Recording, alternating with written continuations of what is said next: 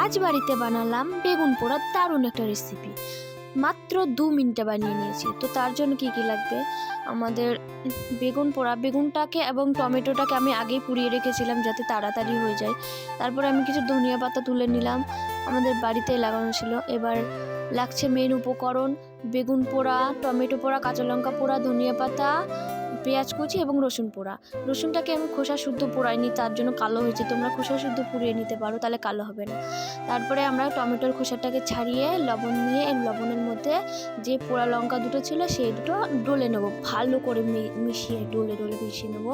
তারপরে রসুন পোড়াটাকেও নিয়ে নেবো। রসুনটা কয়লা হয়ে যায়নি গাইস, ভালোই আছে, শুধু কালো হয়ে গেছে কারণ আমি খোসা ছাড়াতে ভুলে গেছিলাম, খোসা ছাড়িয়ে দিয়েছিলাম তার জন্য। তো তোমরা খোসা না ছাড়িয়ে দিতে পারো। তারপরে আমি কথা বলতে বলতে এদিকে টমেটোর মাখা হয়ে গেল প্রায়।